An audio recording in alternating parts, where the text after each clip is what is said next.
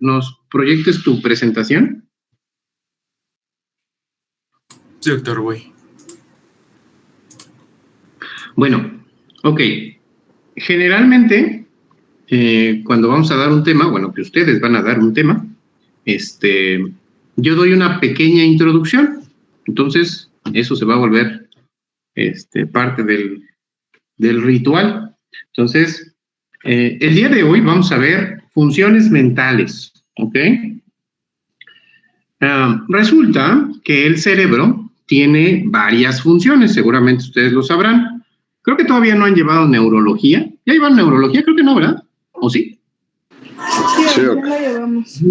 Ok, bueno, pues ya llevaron neurología, entonces supongo yo que ahí en la clase de neurología les dijeron cuáles eran algunas de las principales funciones del cerebro, en sí del sistema nervioso, ¿ok? Tanto central como periférico. Pero si nos enfocamos un poquito más hacia el cerebro, pues bueno, tenemos el control motor, el control sensitivo, coordinación, varias funciones que tienen que ver con la motricidad y la sensibilidad. Hay varias enfermedades que tienen que ver con ello, ¿no? Entonces, podemos tener ahí una parálisis o podemos tener algunas alteraciones de la sensibilidad. Y que esas enfermedades, la mayoría de ellas, pues las tiene que ver el neurólogo. Bueno, pero no son las únicas. Resulta que el cerebro también tiene otras funciones que durante mucho tiempo se conocían como funciones cerebrales superiores o funciones mentales superiores, ¿ok? Esas funciones mentales superiores, pues en teoría eran las que nos hacían diferentes a otros animales, ¿ok? Porque bueno, mover una pata, sentir que te quemas, percibir el frío, percibir el tacto, es algo que pues prácticamente varios de los animales lo pueden hacer, ¿ok? Entonces, esas son funciones cerebrales, pero pues que son comunes, ¿ok? Inclusive percibir un olor, percibir un color, a lo mejor algún estímulo táctil, pues también es algo que pues un perrito lo puede hacer, un gato, una oruga, diferentes seres vivos lo pueden percibir y su sistema nervioso lo puede integrar. Entonces, esas funciones mentales, como resultaban que eran muy comunes, las consideraron como funciones mentales inferiores, ¿ok? O sea, así como que de las feitas. Pero lo que en teoría nos hacía diferentes eran las funciones mentales superiores. Esas funciones mentales superiores, pues su principal función es ayudarnos a resolver problemas y a convivir en sociedad. De hecho, eso seguramente se los preguntaré. ¿Cuáles serían las principales funciones o el motivo de las funciones mentales, valga la redundancia? Pues sería la resolución de problemas y la integración del individuo con su entorno, ¿ok? Entonces, una de ellas, un ejemplo, la memoria, ¿ok? La memoria, aunque es una función que otros animales sí la tienen, en un principio se pensaba que solo los seres humanos la podían desarrollar. De hecho, ahí salió un mito de que los peces no tenían memoria o la suficiente memoria. Entonces, muchas personas pensaban que tener un pez adentro de una pecera pequeña no le afectaba porque pues el pez no tenía la memoria suficiente y entonces para él cada día y cada momento era algo nuevo y diferente, porque no se acordaba de lo que había visto hace pocos segundos o pocos minutos. Bueno, eso posteriormente nos dimos cuenta que no es así. Hay muchos animales que también tienen funciones cerebrales superiores o funciones mentales superiores, inclusive tan elaboradas o tan evolucionadas como las que tenemos los seres humanos. Pero bueno, por lo menos sí habla de una integración un poco más fina. Estas funciones son más elaboradas o más complejas que otras funciones, ¿ok?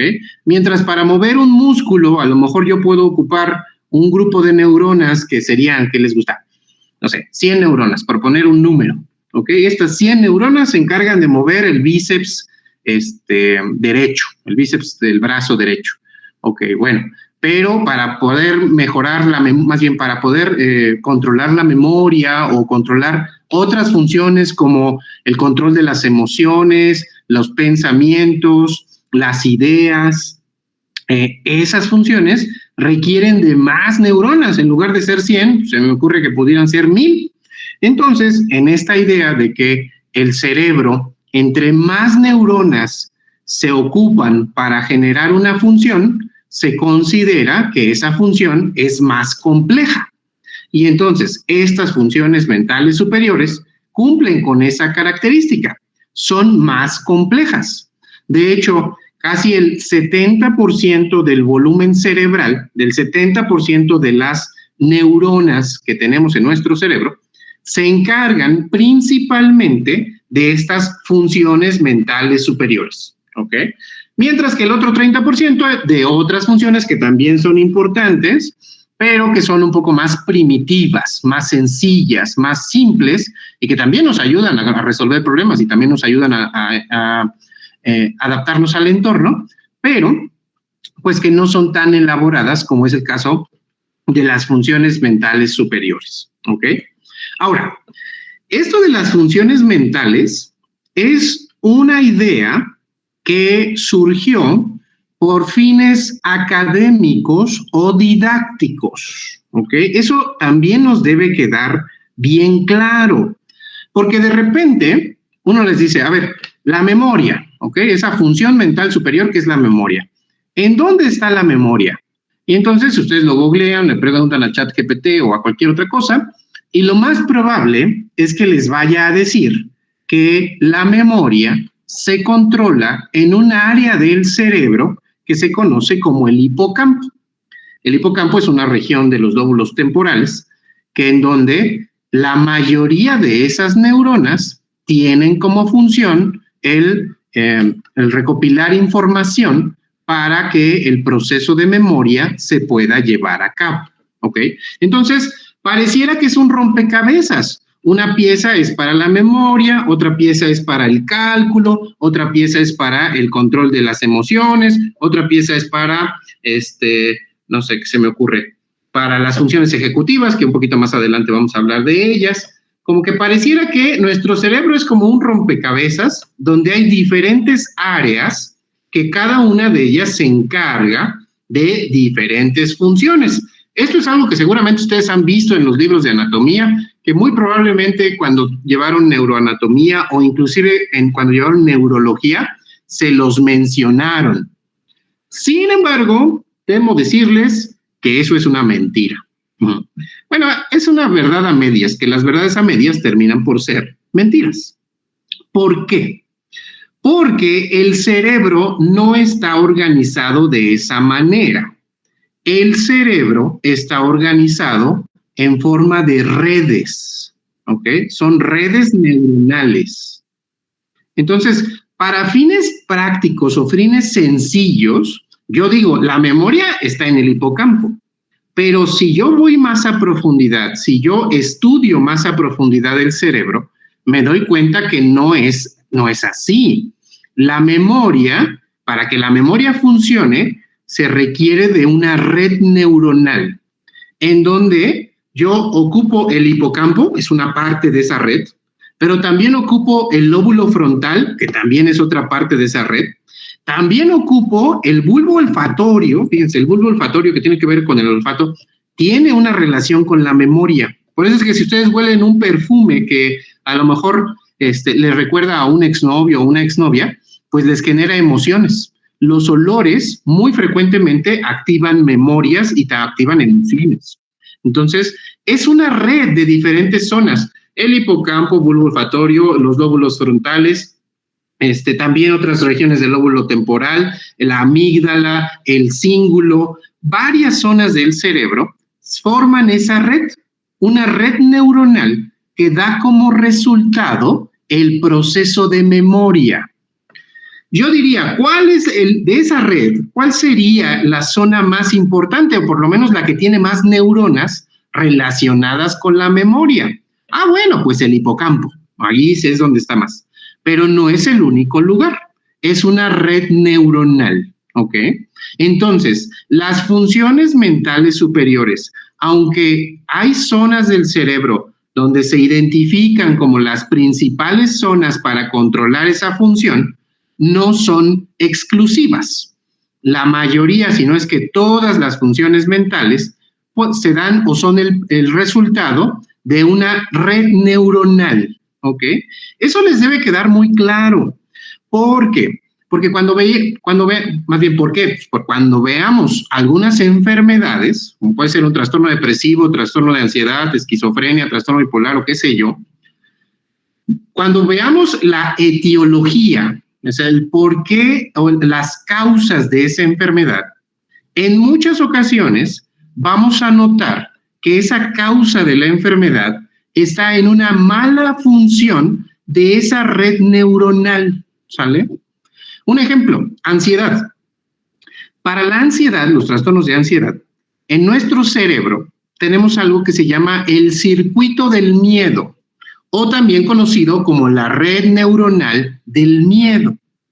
Los seres humanos, y no solo los seres humanos, a otros seres vivos, perciben el miedo como un mecanismo de defensa. Si yo veo que ya viene un perro corriendo, un león corriendo o un chaca con su itálica hacia mí, pues cualquiera de esos me va a generar miedo. ¿Por qué? Pues porque me va a morder, me va a comer o me va a matar. Entonces, mi cerebro está adaptado para poder percibir ese miedo y entonces tomar una decisión, ya sea que me eche a correr o que me le ponga el brinco al chaca y lo golpee, ojalá y pueda, ¿sale? Entonces, pero es un circuito neuronal, son varias zonas del cerebro que dan como resultado esa función mental, que en este caso sería el miedo, ¿sale? Si hay algún problema, un ejemplo, hay una zona de ese circuito del miedo, que es el lóbulo prefrontal, principalmente en las regiones dorsolaterales, en donde se desajustan algunos neurotransmisores, serotonina, noradrenalina y otros más. Y entonces, yo tengo miedo cuando no debería de tenerlo, ¿ok? A lo mejor en este momento no hay perro, bueno, sí tengo aquí, pero mi perro no me hace nada, no hay león, no hay chaca, pero aún así siento miedo. Y entonces ese miedo, preocupación o angustia, que a veces no tiene una causa o que está exagerado, ya es una enfermedad y ya podríamos hablar de un trastorno de ansiedad. Y eso se debe a que alguna de las zonas de ese circuito neuronal está fallando, ¿sale? Entonces, pongámoslo muy claro, muy en mente, que las funciones mentales son el resultado o es lo que sucede tras la interacción de varias zonas del cerebro, que son estos circuitos neuronales. Ahora, las cosas no son tan sencillas, no es de A a B, de B a C, de C a D, y ya entonces tenemos la red. No. Las redes neuronales se interconectan unas con otras.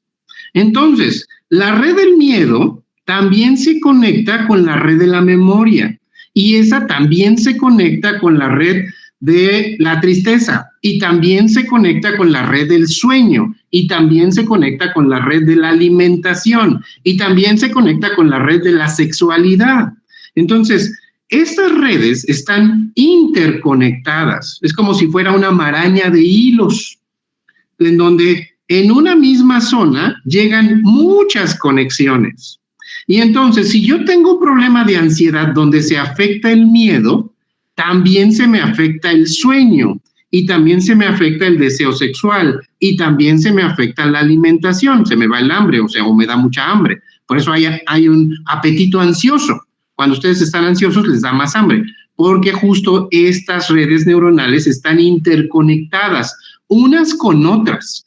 Entonces, a fin de cuentas, el cerebro es una maraña de muchas redes neuronales que tienen una única función, ¿ok? Y eso va a venir en el examen. Esa única función mental superior, se llama mente, ¿ok?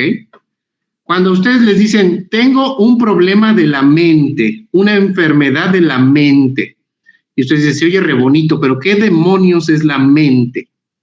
La mente es un constructo. La mente no existe físicamente. Es como si yo les pregunto, ¿qué es el amor?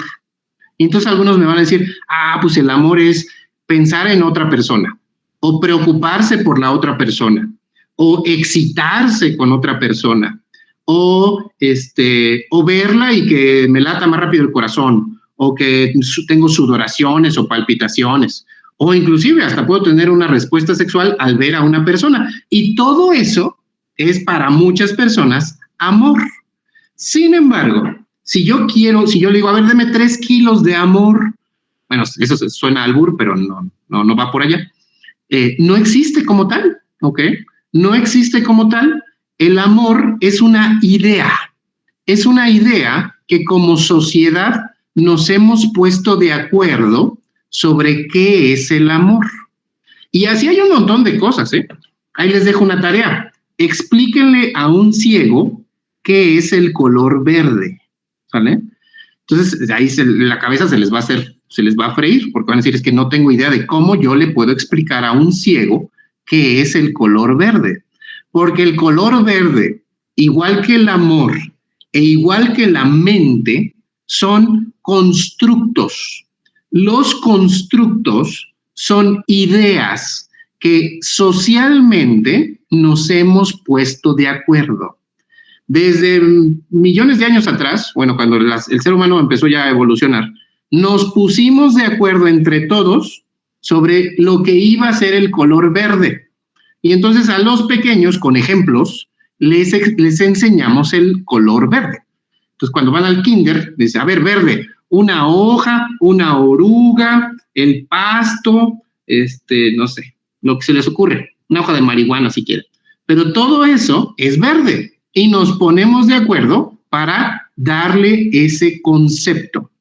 Bueno, pues ya más o menos que les expliqué un poquito de qué es un constructo, pues que es una idea o un concepto que todos nos ponemos de acuerdo, pues resulta que la mente es un constructo. No es algo que exista, no hay 10 mililitros de mente, no hay la zona neuronal de la mente. La mente es una idea que todos nos pusimos de acuerdo. Y entonces la definimos. Y entonces en el examen yo les voy a poner, defina o mencione el concepto de mente. Y ustedes me van a contestar. La mente es la integración y desarrollo de las funciones mentales superiores.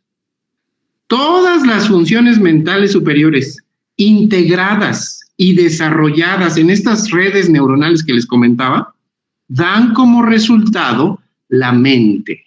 Entonces, si en este momento yo estoy pensando en que tengo hambre, en que a lo mejor hace calor, en que en la tarde voy a ver a un paciente que es bien castroso, en que mi perro no ha comido, en que Donald Trump nos va a llevar a la Tercera Guerra Mundial, bueno, todas esas ideas, todas esas emociones, todas esas funciones de mi cabeza, funciones cerebrales, funciones mentales superiores, se integran juntas, se desarrollan, se hacen más grandes, más pequeñas, se organizan y entonces dan como resultado la mente. Los psiquiatras nos encargamos de evaluar las enfermedades de la mente. Cualquier alteración en las funciones mentales superiores, su integración y desarrollo, da como resultado una enfermedad mental. Por eso es que es bien importante que estudiemos a las funciones mentales superiores. Como ya les decía, estas funciones mentales las hicimos cachitos, hablamos de memoria, hablamos de afecto, hablamos de conación, pero lo hicimos para fines didácticos, para que lo podamos entender, para que podamos saber de qué se trata. Pero para fines prácticos, así no funciona, ¿eh? O sea, en realidad, al mismo tiempo que se está desarrollando una función afectiva, también se desarrolla una función conativa, que ahorita vamos a hablar de ello, también se evoluciona una función de memoria, o una función de aprendizaje, o una función ejecutiva, que ahorita al ratito vamos a hablar de ellas, ¿sale? Entonces, por eso es importante conocer y saber las principales funciones mentales. Son un chingo, son como 40. Entonces no las veríamos, nos llevaría todo el curso. Por eso es que pusimos 4 de ellas, las más relevantes, para que podamos entenderlas y que así cuando empecemos a ver enfermedades, nos demos una idea de por dónde va esa enfermedad. ¿Sale? Bien. ¿Alguna pregunta hasta aquí? ¿Pregunta, comentario? No. Sí, doctor. Dime. Se me trabó al principio de la clase. Sí. Usted dijo que en el examen iba a preguntar cuáles serían las principales funciones mentales. Y hasta donde yo escuché fue resolución de problemas y ya, y se cortó. Ok. Bueno, no son las principales funciones mentales, que sí se las voy a preguntar, pero también les voy a preguntar cuál sería la definición o cuál sería digamos que el objetivo de las funciones mentales superiores. Y uno de esos objetivos es la resolución de problemas y el otro es la integración del individuo en su entorno. ¿Ok? Entonces, de ahí viene, por decir, ¿para qué demonios me sirve la tristeza? O sea, estar triste no está padre, no es algo agradable. ¿Ok? Entonces dijeron, eso es una falla, no, tendríamos que ser humanos sin tristeza. No tiene sentido que tengamos tristeza.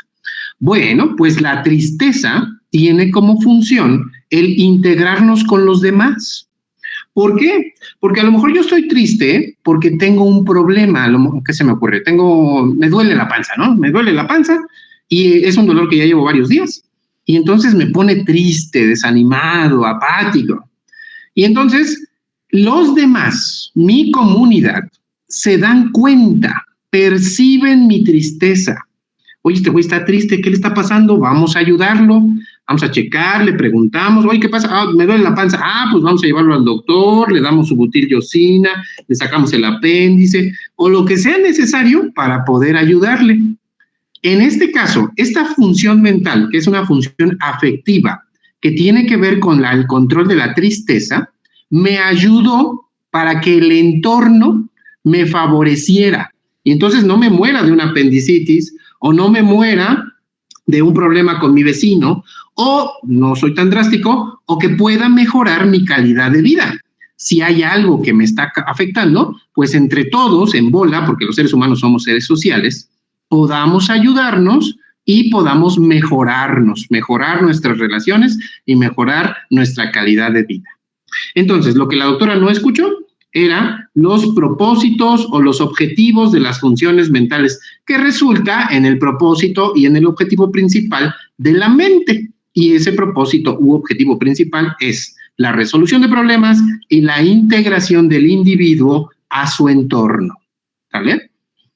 ¿Quedó claro eso? Sí, muchísimas gracias, doctor. ¿Alguna otra duda? ¿Algo más? No.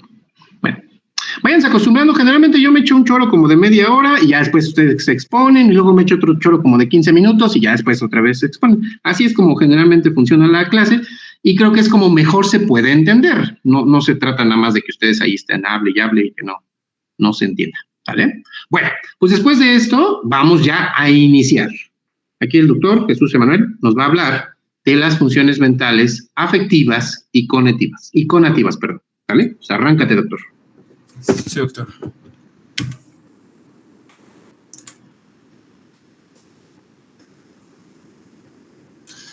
Bueno, para Vygotsky van a existir, Vygotsky fue un estudioso teórico ruso de la psicología educativa, el cual propuso la existencia de dos grupos principales de las funciones psicológicas elementales y las funciones psicológicas superiores. Para él hay dos tipos, las inferiores, funciones mentales inferiores y las funciones mentales superiores. Las funciones mentales inferiores son todas aquellas con las que nacemos, son las funciones naturales y están determinadas genéticamente. Son el comportamiento que va a estar derivado de estas funciones y va a ser limitado, esta condición en la que podemos nacer. Son principalmente la percepción sensorial, la atención automática y los reflejos y las reacciones involuntarias.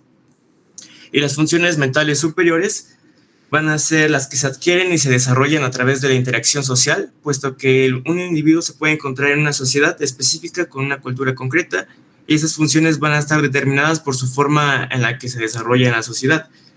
Van a ser mediadas culturalmente, el comportamiento va a ser derivado por funciones mentales superiores y va a estar abierto a mayores posibilidades de conocimiento en el resultado de una interacción social. Van a ser principalmente la planificación, el razonamiento abstracto, la resolución de problemas y la toma de decisiones, la memoria y el trabajo del lenguaje.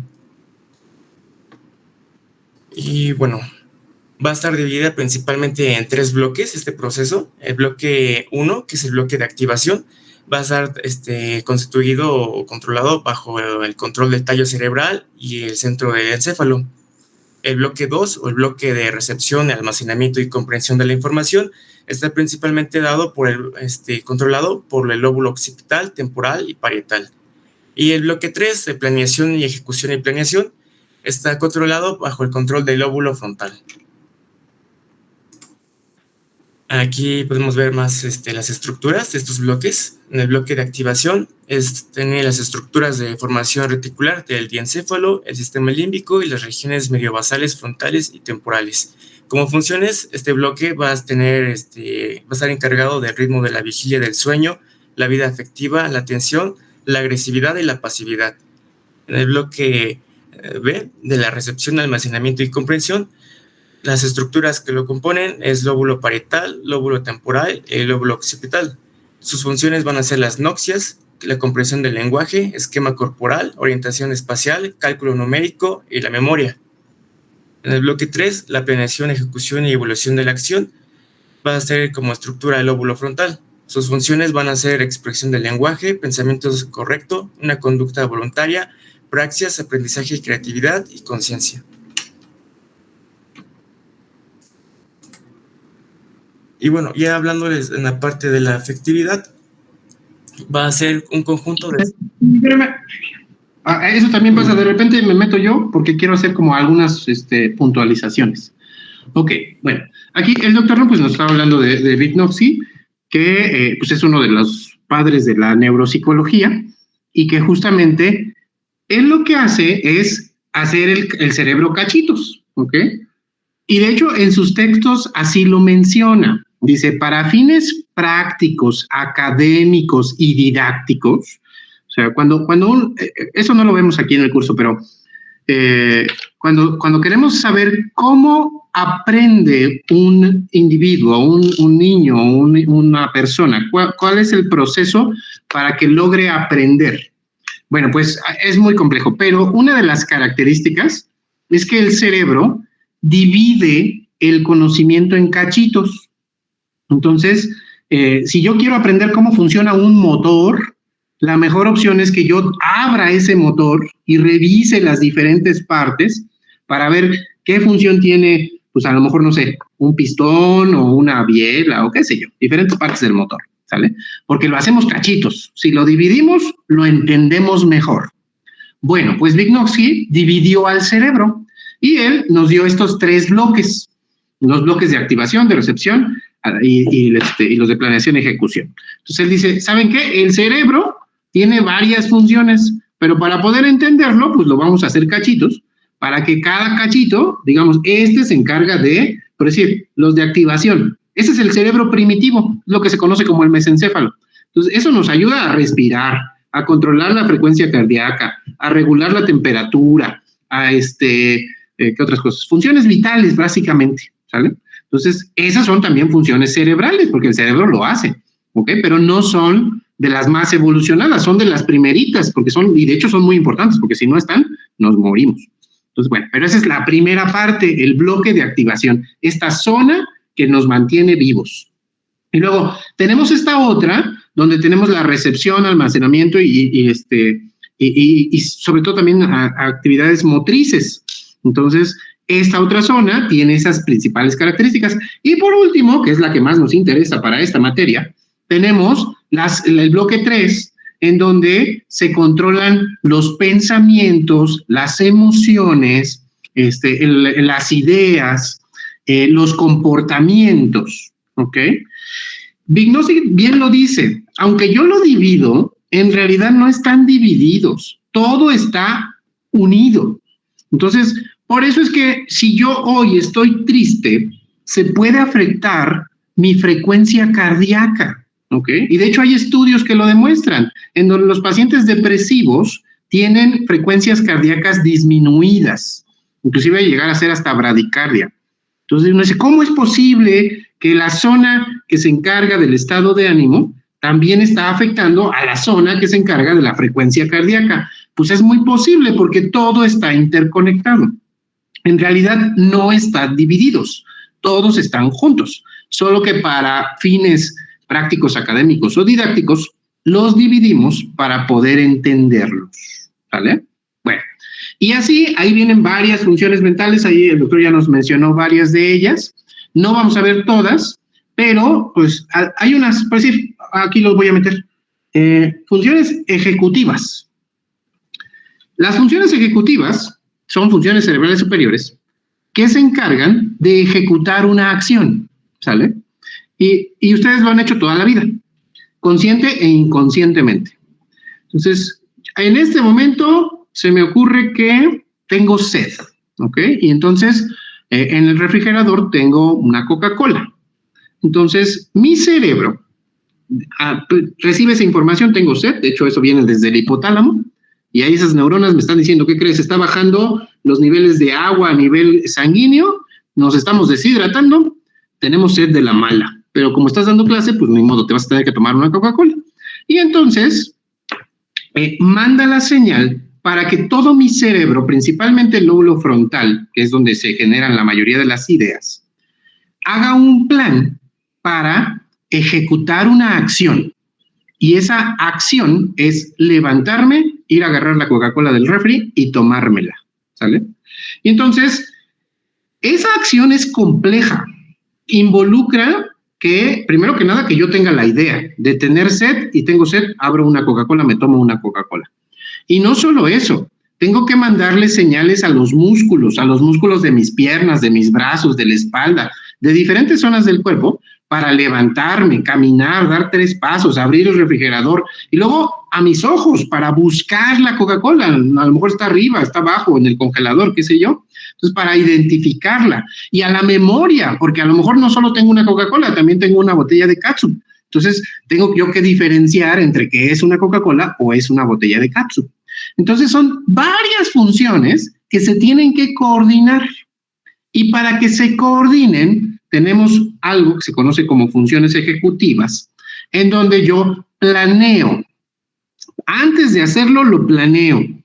En muchas ocasiones es inconsciente. La planeación no es algo que yo me dé cuenta, pero sí está pasando, ¿ok? No es lo mismo que yo en este momento me levante hacia el refrigerador. Ahorita, en este momento yo no traigo zapatos. Entonces, no es lo mismo pararme sin zapatos que en otro día que se traiga yo chanclas o en otro día que yo traiga botas. Ustedes dirán, pues, ¿qué sentido tiene? Pues mucho sentido. La coordinación de los movimientos, la fuerza que voy a ocupar en las piernas, la intensidad de esa fuerza es diferente si no traigo zapatos, si traigo chanclas o si traigo botas. Y ese solo es un factor, porque también tengo que poner en cuenta si estoy o no estoy vestido, si está haciendo o no está haciendo frío, si hay luz o no hay luz, porque si no hay luz, a lo mejor ¿para qué me paro? Ya se calentó la Coca-Cola.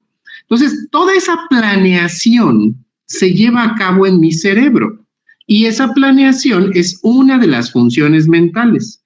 Se planea, después de planearse, se ejecuta, se lleva a cabo, se corrige el error y se verifica.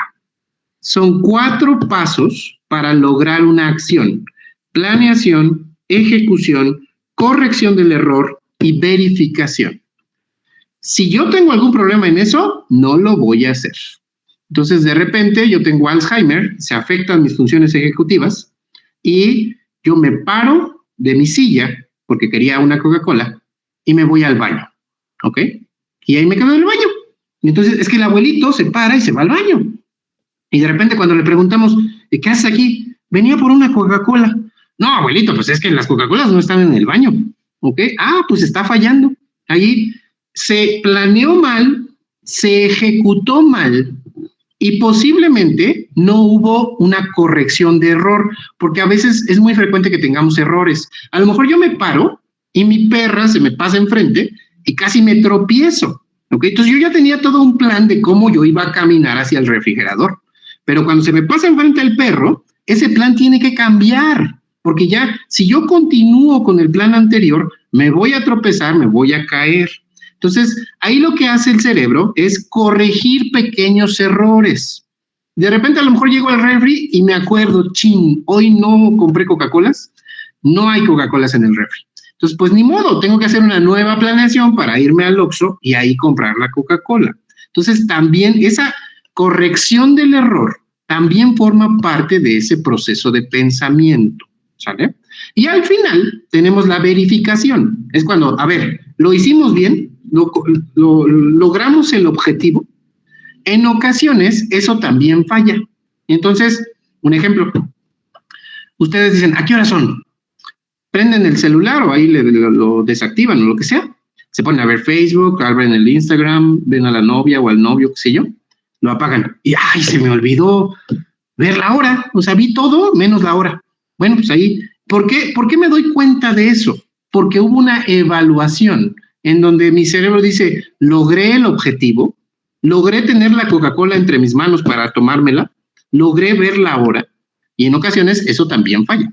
Bueno, todo ese proceso, planeación, ejecución, verificación del error, no, más bien, ¿cómo lo decía? Corrección del error, perdón, y verificación forman parte de una función mental superior muy compleja que se llama funciones ejecutivas.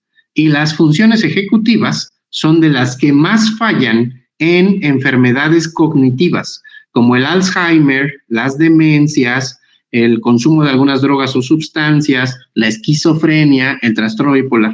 Ya iremos viendo cada una de ellas, ¿sale? Pero bueno, ahí Vygotsky lo hizo cachitos para que lo pudiéramos entender mejor. Son muchas funciones mentales, no nos daría mucho tiempo a cada una dedicarle una clase, entonces no tiene mucho sentido. Hoy le vamos a dedicar a 4 de ellas. Y empezamos con la primera, afectividad. Ahora sí, dinos, doctor. Sí, bueno, la afectividad va a ser un conjunto de estados y tendencias del individuo que vive de forma individual, lo vive con su propia personalidad y es decir, que tiene un carácter de trascendencia, tiene una cierta relación con los demás y tiene un carácter de comunidad y dualidad. Va a estar integrado los dos polos, tanto la alegría como la tristeza. Y bueno, la clasificación va a ser alteraciones cuantitativas y alteraciones cualitativas. En las alteraciones cuantitativas tenemos a la hipotimia, atimia, adeonia, hipertimia, la cual va a ser clasificada en 3 tipos, como hipertimia placentera, hipertimia desplacentera e hipertimia mixta. Las alteraciones cualitativas tenemos las paratimias, alexitimia, aproxidias, distimia, tenacidad afectiva y la habilidad afectiva. En la hipotimia va a ser un estado que se va a caracterizar por un descenso del potencial o un tono afectivo. Los enfermos van a estar afectados en sus respuestas con los estímulos. Y en ella vamos a tener a la adeonia, la cual va a ser una incapacidad para experimentar placer o disfrute en las actividades que antes resultaban gratificantes. Un ejemplo podría ser en las personas que practicaban algún deporte y de pronto pues ya no sienten el mismo placer o la misma energía para poder practicarlo. Tenemos la hipertimia placentaria, la cual va a ser una exaltación de la afectividad. En ella podemos encontrar a la euforia simple, que se va a manifestar por una gran locuacidad, optimismo, satisfacción, que el individuo va a irradiar felicidad y ríe con mucha facilidad. En un caso puede ser con personas que están bajo consumo de alcohol, como se puede ver en esta imagen, o también son personas que tienen afectados la parte de, pueden sufrir inclusive epilepsias o tener una atrofia en la corteza cerebral. Sí. Es hipertimia placentera. ¿Okay? A lo mejor fue un dedazo. Placentaria es de placenta. Es placentera. ¿Sale? Sí. Tenemos a la amoria. Es una forma especial de alegría carente de todo contenido afectivo. Es una alegría sin razón de ser, sin motivo alguno, lo cual la fundamente. No hay una razón por la cual exprese esta alegría o alguna sustancia. Se le conoce también como una alegría estúpida. En este caso, puede tener su origen de causa naturaleza orgánica. Puede ser tumores en el lóbulo frontal o inclusive por alcoholismo crónico, por una atrofia en la corteza cerebral. Tenemos la hipomanía. Va a ser un estado de alegría incontenible, cuyo sustrato va a constituir una cenospatía placentera, con una sensación de perfección y plenitud de la vida orgánica, que va a estar despierta en el individuo sentimientos de optimismo y de una capacidad de una insuficiencia y de triunfo. En la manía va a ser una alteración afectiva que va a estar presente por periodos y se va a manifestar por un estado de ánimo elevado. Va a predominar la euforia y una exaltación y va a aparecer inclusive algunos momentos de irritabilidad. El sujeto no va a aceptar críticas, va a estar en una condición en que el paciente va a sobreestimar sus habilidades y no va a tener la menor capacidad de un juicio crítico, llegando inclusive a percibir una sensación de grandiosidad y francamente delirante. Tenemos ahora las hipertimias desplacenteras. Se le conocen diversos grados en las alteraciones del humor. Aquí tenemos a la depresión. La depresión va a ser una condición emocional que se va a caracterizar por un estado de ánimo abatido, legumbre, con una sensación de conjonada, de pena, pesadumbre y aflicción, y un desconsuelo, malestar y desesperanza. Va a tener una tendencia al llanto y una irritabilidad y una preocupación extrema por su salud o por el bienestar propio y de sus familiares. Va a tener miedos y angustia y ansiedad y fobias. En este apartado podemos también inclusive tener impulsos suicidas. Va a ser uno de los riesgos más graves de la depresión. Por ello es importante tener una distancia en estas etapas a las que podamos ir viendo al paciente. Se describen 3 etapas o 3 fases, en las cuales la fase 1 va a tener un principio donde solo se piensa en la muerte, que podría ser una solución a su penosa vida. En la fase 2 aparecen los pensamientos recurrentes de quitarse la vida y puede idear la manera de hacerlo, como guardar un arma de fuego debajo de su almohada o comprar balas. Pero no lo va a hacer porque va a pararse a meditar por sus hijos o por su religión o amigos. En la fase 3 es la fase más profunda. El paciente decide quitarse la vida independientemente de las circunstancias externas y de las opiniones de los demás. Y bueno, para este apartado coloqué un video de lo del material que compartió el doctor. Lo voy a colocar. ¿Cómo es su nombre? Ana Dávila. Dígame, Ana, ¿qué le pasa? No sé lo que me pasa, me duele todo. La cabeza, la barriga, las rodillas. Y siento como un cosquilleo en la mejilla izquierda. ¿Hay algo que le preocupe? Pienso que pueda ser cáncer. No estoy comiendo bien y he perdido 5 kilos en el último mes. Ya veo que le preocupa. ¿Le importa si le hago unas preguntas? A ver si averiguamos qué está pasando. Claro, por favor, adelante. ¿Sufre alguna enfermedad? No, y no tomo medicamentos. Hasta hace un mes me encontraba bien. ¿Cómo comenzó todo hace un mes? Bueno, no sé si tendrá algo que ver, pero a mi marido le echaron del trabajo hace 3 meses y nos hemos tenido que mudar a casa de mis suegros. No, creo que fue hace 5 meses. No sé lo que está pasando. Me olvido de todo. Ellos son buena gente, pero la casa es pequeña y con 3 hijos. Trabajo todo el día y no estoy comiendo bien. Además, me preocupa mucho mi marido. Le está costando encontrar trabajo. Cuando quise darme cuenta, ya estaba durmiendo mal. Y también me empezó a doler todo el cuerpo. Aparte del dolor, ¿ha sentido algo más? ¿Cómo qué? Como hemorragias, tos, fiebre. No, nada de eso. Me dice que le duele todo el cuerpo. ¿Le duele alguna parte en concreto? No, viene y va, sobre todo cuando me enojo con mis hijos. Me parece que me va a estallar la cabeza. Y me tiemblan las manos. O sea, el dolor empeora cuando se irrita. ¿Se enoja mucho últimamente? Solo con mis hijos. Me siento tan mal. Yo no era así. Es como si hubiera perdido la paciencia. No son más que niños. Lo único que quieren es jugar y corretear. La pequeña tiene 1 año. Casi no le doy comida ni lo lavo. He dejado de hablarle y jugar con ella. Y no es solo eso.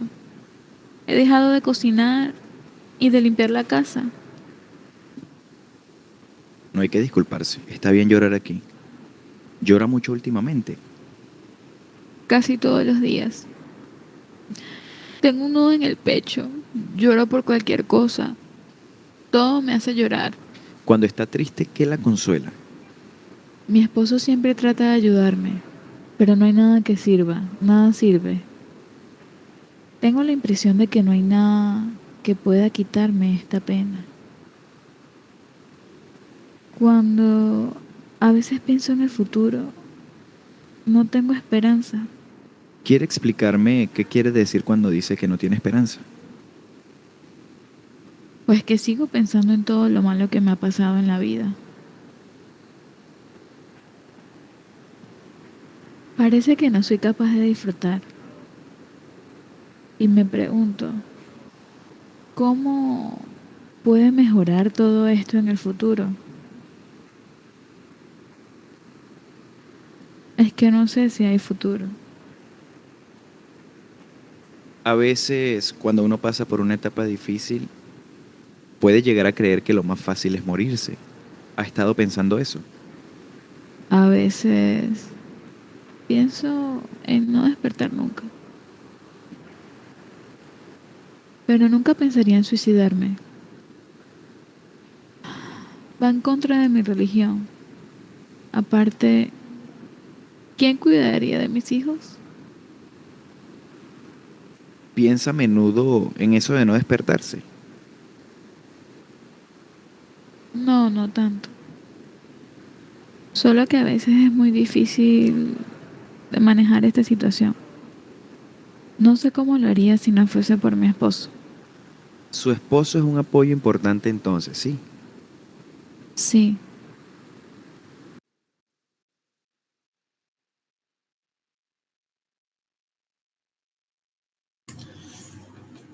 Y bueno, siguiendo por la hipertimia mixta, va a ser una melancolía simple en la cual se le va a agregar la ansiedad. En estos estados, junto a la tristeza de fondo, se va a destacar una excitación psíquica y motriz con una aparición de movimientos descontrolados y sin objetivo. Aparentemente se descarga la gran tensión afectiva y desplacentera. En la melancolía agitada tenemos una gran excitación psicomotriz y un humor francamente desplacentero, dando un predominio en la emoción a la cólera.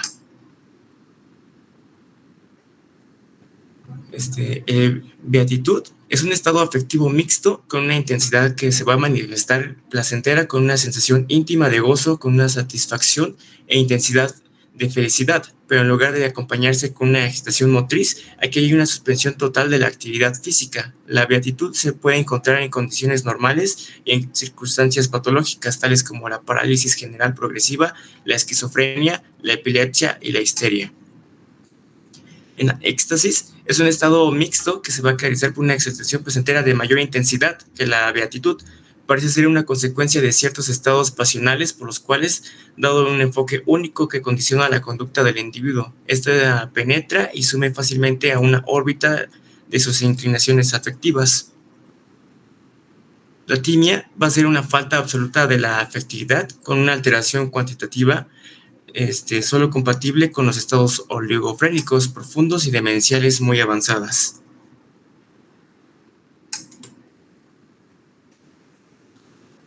Y en alteraciones cualitativas, o también llamadas paratimias, vamos a encontrar a la alexitimia, la cual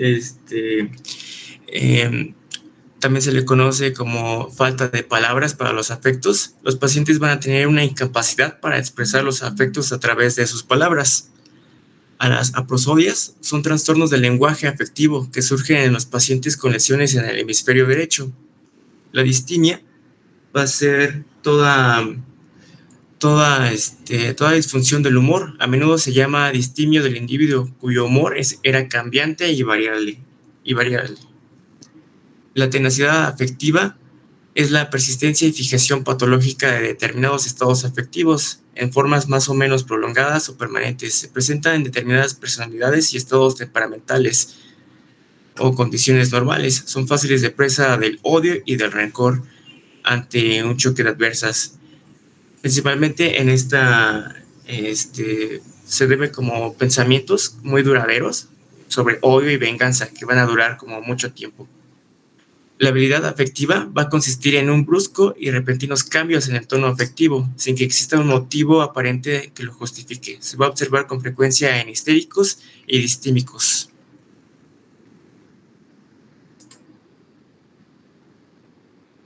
Y en las funciones conativas va a ser su significado, que viene del latín conatus, va a significar esfuerzo. Va a presentar un componente esencial del modelo tripartito de la mente, que va a estar dividido en los procesos mentales en 3 dominios, que va a ser la cognición de pensamiento, afecto de sentimiento y la conación de voluntad. Ok, dame un segundito, espérame. Ya. Perdón. Generalmente busco ahí como un pequeño espacio en donde les pueda interrumpir. Antes de continuar con conación, bueno, ya estuvimos viendo afectividad, ¿ok? El doctor nos puso ahí un video donde es un muy buen ejemplo de una paciente que tiene afectada esta función mental que conocemos como afectividad. No es lo único. Ella también tiene problemas de memoria, también tiene problemas de sueño, también tiene problemas de alimentación y otras cosas más. ¿Por qué? Pues porque ya se los dije. Esto es una red. No puede haber solo una falla. Generalmente hay varias fallas porque si en una red así funciona. Entonces, pero bueno, para fines didácticos, pues nos enfocamos en la afectividad. El afecto es lo que también conocemos como estado de ánimo, ¿ok? Entonces, seguramente cuando ustedes llegan y encuentran a alguien, o le preguntan, ¿cómo estás? Y el 99.9% de las veces les dicen, bien, ¿ok? Y ya, da paso a que pues, se pongan a platicar o cualquier otra cosa, ¿no? Entonces, pero esta pregunta de cómo estás, etimológica, más bien deontológicamente, o sea, por la cultura, está enfocada en saber el estado de ánimo. Si yo fuera 100% honesto, yo cuando alguien me pregunta, ¿cómo estás? Pues yo debería decir, el día de hoy, triste. El día de hoy, enojado. El día de hoy, contento. El día de hoy, eufórico. El día de hoy, irritable. ¿Sale? Va cambiando mi estado de ánimo. Bueno, pues el estado de ánimo también se conoce como la afectividad. Nuestro estado de ánimo o nuestra afectividad es fluctuante, ¿ok? Hay días buenos en donde estoy muy bien, de muy buen ánimo, muy contento. Y hay días malos donde estoy triste, enojado, molesto y otras cosas más. Eso es completamente normal y saludable. El ser humano que solo tiene una emoción, ahí hay un problema, esa es una enfermedad. Los seres humanos tenemos muchas emociones y las expresamos, emociones y sentimientos, las expresamos a lo largo del día, los días, las semanas, los meses y demás. ¿Cómo sabemos que hay una enfermedad? Cuando alguna de esas emociones o sentimientos se afecta. ¿Y cómo sabemos que se afectó? Ya sea porque se mantuvo mucho tiempo, o se exageró mucho tiempo, o nos causó un problema, ¿sale? Entonces, justo ahí vienen las alteraciones de la afectividad. El doctor nos decía, hay de 2 tipos, las cualitativas y las cuantitativas, ¿ok? Unas es de calidad y otras es de cantidad. Podemos tener los 2 espectros, que son las cualitativas. Uno es estar muy, muy triste, hacia la depresión principalmente, como la señora del video. O puedo estar excesivamente feliz, como la hipertimia placentera o placentaria, en donde estoy muy contento, me siento, cualquier cosa me hace reír, cualquier cosa me pone contento. Entonces puedo yo tener cualquiera de las dos circunstancias, y las dos circunstancias pueden ser patológicas. De hecho, en la cuestión de la tristeza, pues puede ser depresión. Pero en la cuestión de la euforia o la hipertimia, cuando estoy excesivamente contento, eso también puede ser parte de una enfermedad, una lesión de alguna zona del cerebro, o puede ser trastorno bipolar en episodio de manía, o puede ser intoxicación por alguna droga o sustancia psicoestimulante como cocaína, fentanilo u otras cosas más. ¿Ok? Entonces, estos son algunas de las variaciones del estado de ánimo, ya sea hacia la alegría o un estado de contento excesivo, o hacia la tristeza o un estado depresivo excesivo. Esas son algunas de las alteraciones cualitativas, y las vamos a ir desmenuzando y viendo cada una de ellas cuando veamos los diferentes padecimientos. El día de hoy no es el objetivo profundizar en ellas, es conocerlas, saber de qué se tratan, para que cuando las retomemos, y en el trastorno depresivo mayor, en el trastorno bipolar, en el trastorno de consumo de sustancias, pues que no lleguemos en blanco, que ya tengamos una idea de qué se va a tratar, ¿sale? Bueno, y tenemos también las alteraciones cuantitativas, en donde un estado depresivo yo lo puedo cuantificar. No es lo mismo una depre sencilla de hoy ando bajoneado y tristón, a decir, ya me quiero morir, tengo una pistola y en este momento me voy a dar un balazo. Entonces hay diferentes intensidades, y dentro de esas intensidades pues hay variantes, ya lo iremos viendo, ¿ok? No es lo mismo los síntomas depresivos que vive una persona con un trastorno de personalidad tipo límite a los síntomas depresivos que vive una persona con un trastorno depresivo mayor. Los dos tienen tristeza, los dos tienen depresión, pero las intensidades son diferentes. Entonces ahí hay modificaciones cuantitativas, ¿ok? Bueno, y cada una de ellas tiene un término, pero ya, lo iremos viendo. No es el objetivo ahorita que nos aprendamos todos los términos, sino empezar a conocerlos. Esta función mental, la afectividad, es muy importante. Por eso yo se las pongo acá, porque tiene que ver con muchas de los padecimientos mentales. Uno de ellos, pues la depresión.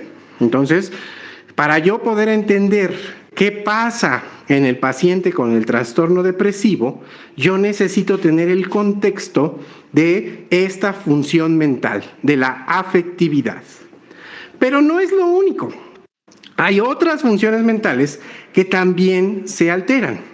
Y esas otras funciones, una de ellas es la conación, que muy probablemente ahorita ustedes digan, ese término pues yo no lo había escuchado. Bueno, la conación también se conoce como voluntad, ¿ok? Es la capacidad de un individuo para poder llevar a cabo una acción, ¿ok?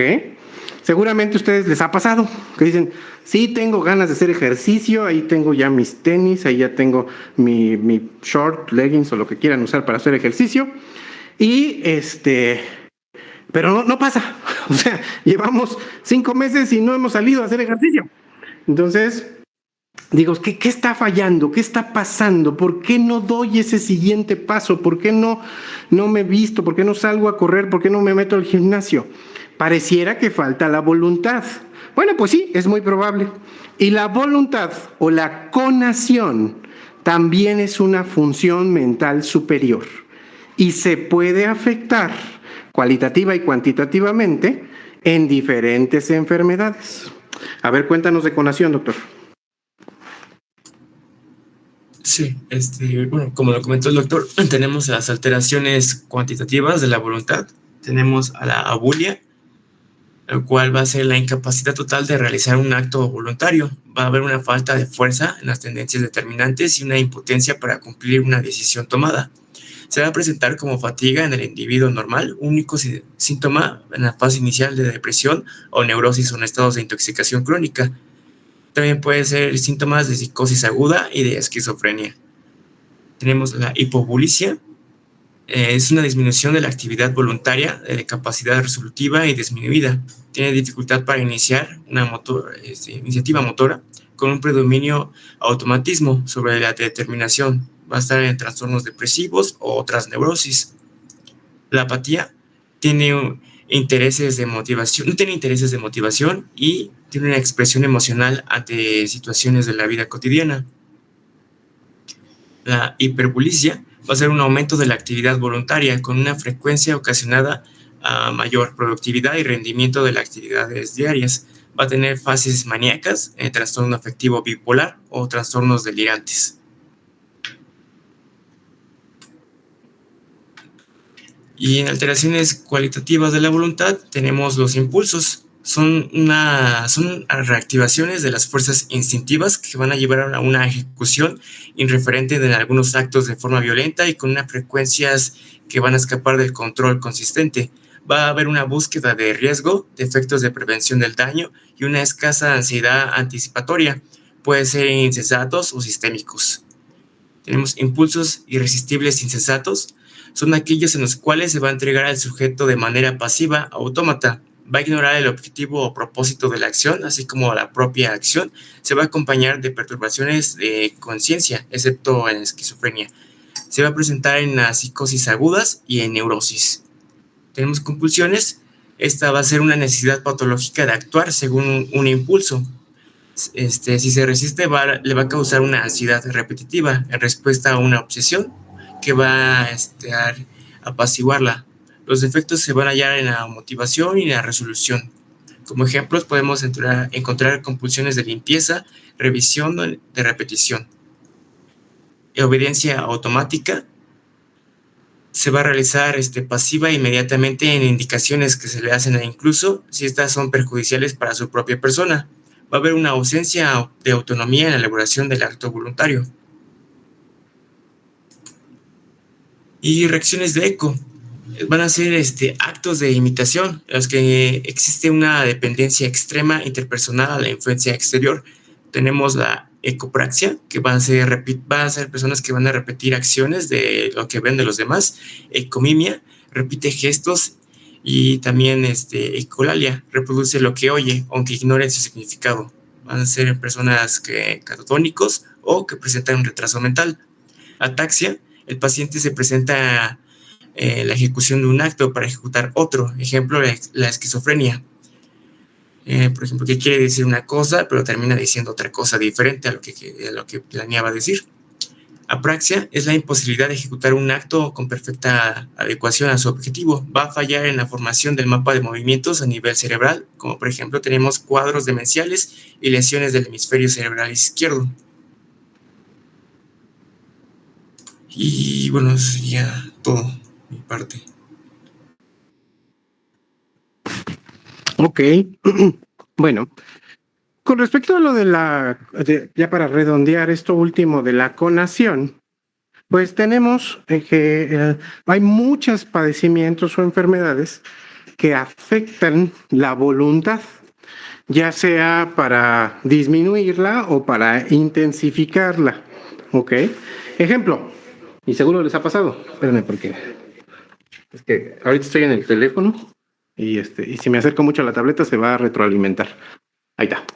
Ya, si cuando les llega a las primeras etapas del enamoramiento, hombres, mujeres, lo que sea, no importa, ustedes sienten una atracción erótico-afectiva por otra persona, es decir, se están enamorando, y ustedes podrían hacer lo que sea con esa persona.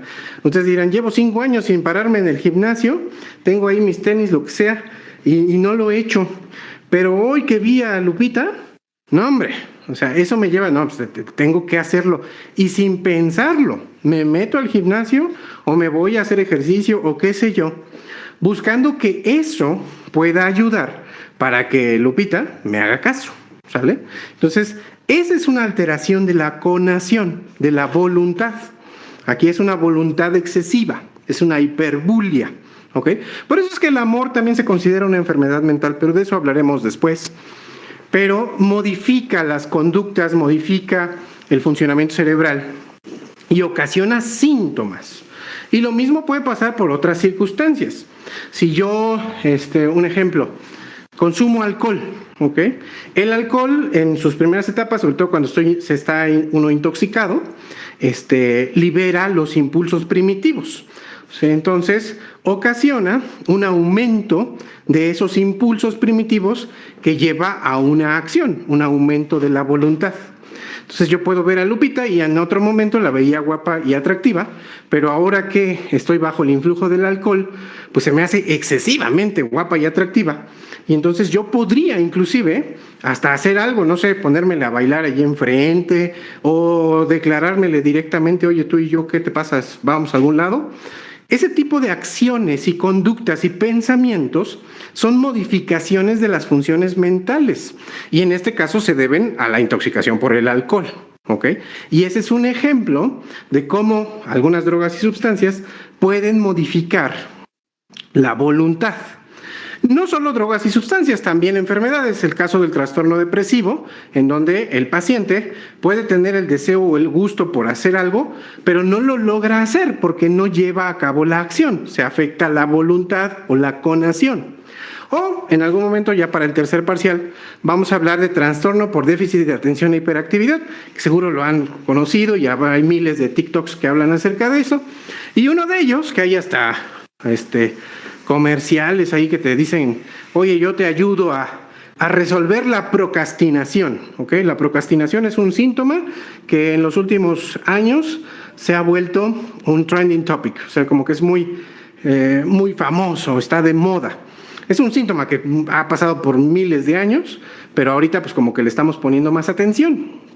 Bueno, la procrastinación es una alteración de la conación. Okay, entonces, yo no tengo la voluntad suficiente para el día de hoy o en este momento hacer una acción. Oye, tienes que llevar la ropa a la tintorería. Ay, no, hoy no, mañana, pasado. No, el fin de semana. No, en un mes, al fin esa ropa ni me la pongo, ¿sale? Entonces empieza a postergar. Esa postergación de una acción, que se llama procrastinación, es un síntoma que está dentro de las alteraciones de la conación o alteraciones de la voluntad. Algo que no les comenté, pero es importante, la afectividad principalmente está controlada por los circuitos o las redes neuronales afectivas, ¿ok? Hay varias. Pues son varias zonas del cerebro que se encargan del control de ese tipo de emociones y sentimientos. Lóbulos frontales, amígdala, cíngulo, algunas regiones de los lóbulos temporales, varias zonas del cerebro. ¿Okay? Ya cuando veamos algunas enfermedades hablaremos de esas zonas. Y esas zonas, fíjense, si ya estaba difícil esto de las redes neuronales, si ustedes dijeran, híjoles, no lo tengo ahorita, pero luego les pongo el meme de este sujeto que tiene cara así como de desquiciado, que está señalando a un pizarrón, y en el pizarrón tiene un montonal de hilitos, uno para un lado, otro para otro lado, así como una red, una telaraña. Entonces, así estoy yo cuando estoy explicándoles las redes neuronales. Ahora, imagínense que cada red neuronal, más bien cada neurona, cada puntito de esa red, a su vez puede tener diferentes alteraciones, ¿ok? Y aquí uso otro meme, no sé si hayan visto Malcolm en del medio. Hay un capítulo en el que llega a la escuela de Malcolm un niño que es así súper mega ultra inteligente, ¿ok? Entonces Malcolm le explica cómo es su cerebro. Le dice, no, pues es que yo tengo así como miles de neuronas que se conectan y se llaman unas a otras y demás, y todo esto pasa a velocidad de la luz. Y el niño le dice, bueno, pues mi cerebro funciona igual, pero haz de cuenta que mi cerebro son miles de abejas, y cada abeja tiene un cerebro como el tuyo. Bueno, pues igualito funciona acá. Son miles de redes neuronales y cada red neuronal tiene a su vez otras redes de neurotransmisores. Hay diferentes neurotransmisores, sustancias, ya también los vamos a conocer en el momento cuando hablemos de patologías. Noradrenalina, adrenalina, serotonina, acetilcolina, dopamina, glutamato, NMDA, GABA, muchos, igual son como varios neurotransmisores, y cada neurotransmisor se puede afectar generando diferentes síntomas o malestares. Y cada neurona tiene varios de esos neurotransmisores. Y esa neurona pues tiene varias redes neuronales. Entonces por eso es que es bastante complejo, no está tan sencillo. Pero bueno, para fines sencillos pues lo vamos organizando y organizamos todas esas redes neuronales en funciones mentales superiores, que todas juntas dan como resultado lo que conocemos como la mente. Y una de esas redes neuronales, una de esas funciones mentales superiores es la conación, que ya ahorita el doctor ya nos hizo favor de explicarnos un poco de qué se trata. ¿Habrá alguna duda hasta aquí? No, doctor. Dale, bueno, bien. Ahora, continuemos. Sigue otro de sus compañeros. ¿Quién sigue? Yo voy. Ok, velo poniendo, doc. El doctor, doctor Maui Yacel, ¿así se pronuncia? Hazel. Yacel, ok, perdón. Ok, bueno, él nos va a hablar de otras dos funciones mentales, también muy importantes. Las anteriores, la conación y la afectividad, tenían mucho que ver, sobre todo con síntomas depresivos, con síntomas de ansiedad, porque por ahí va la cosa. Pero estas nuevas, estas dos extra que vamos a ver el día de hoy, que ya son las últimas que vamos a ver, tienen que ver con otro grupo de enfermedades que también vamos a estar checando, que se llaman las enfermedades neurocognitivas. Ya platicaremos a qué se refiere eso. Entre ellas, esquizofrenia, demencia, uso de drogas y sustancias, otras más. En ese grupo de enfermedades, las funciones mentales que más se afectan son estas dos, las sensoperceptivas y las cognitivas. Por eso es importante poderlas conocer, saber más o menos de qué se trata y saber más o menos cómo se pueden afectar. Estas dos funciones mentales, sensoperceptivas y cognitivas, forman parte de otras redes neuronales, ¿ok? De hecho, hay 4 en especial que se llaman las vías dopaminérgicas, que su principal neurotransmisor es dopamina, y que tienen que ver con el mesencéfalo, el lóbulo frontal, los lóbulos temporales y el hipotálamo, ¿ok? Bueno, esas redes neuronales que principalmente funcionan con dopamina tienen como función principal estas dos funciones mentales, sensoperceptivas y cognitivas. Entonces, importante saberlas y conocerlas. Ahora sí, cuéntanos, doctor. Sí, bueno, yo les voy a hablar sobre eso, lo de las funciones sensoperceptivas y las cognitivas. Para empezar, puse unas definiciones. Primero tenemos lo que son las sensaciones, que van a ser un estímulo que va a actuar sobre un órgano sensorial. Lo va a excitar y pues esto va a provocar una reacción de transmisión que va a ser el centro integrador, o sea, el cerebro. Y bueno, dependiendo de pues cada receptor va a tener una constitución fisiológica diferente según el estímulo que sean capaces de responder. Ahora, las percepciones van a ser pues el acto de toma de conocimiento de los datos sensoriales.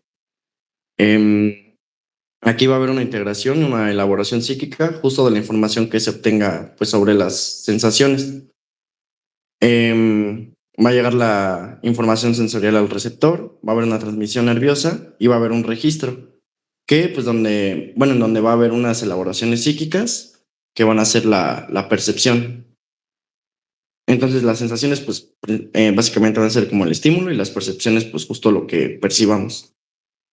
Ahora, las representaciones van a ser pues imágenes que surjan de la conciencia y van a ser un producto que pues hagamos nosotros mismos.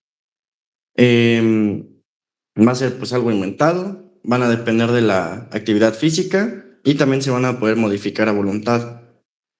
Em, Aquí puse pues esta imagen, por ejemplo, podemos ver la pareja que está, pues que podemos percibir, y pues este señor que va a hacer una representación que él se pone pues justo con la chava que está ahí. Entonces va a ser esto la representación que tenga el señor, y por la percepción va a ser pues lo que sea real, que va a ser pues la pareja. Ahora tenemos los trastornos de sensación. Tenemos que van a ser por lesiones orgánicas y se van a dividir en daño del órgano sensorial y en daño neurológico. En el daño del órgano sensorial vamos a tener que va a haber una maurosis, una hipoacusia, anosmia, ageusia, hipoestesia y anestesia. Y en el daño neurológico va a haber agnosias y sinestesias. La agnosia va a ser la incapacidad de reconocer la sensación presente, y las sinestesias va a ser una experiencia sensorial que va a evocar otra sensación con la cual se liga y se va a fusionar a la primera. O sea que va a evocar dos sensaciones. También va a haber funcionales, que pues va a ser cuando la persona no haya pues como percibido la sensación correspondiente a un estímulo determinado. Por ejemplo, pues cuando se quema, ¿no? A lo mejor y no tuvo pues la sensación que era correspondiente a. Ahora, para diagnóstico, vamos a hacer una anamnesis y exploración física. Esto para ver la gravedad, la aparición y la localización de la alteración.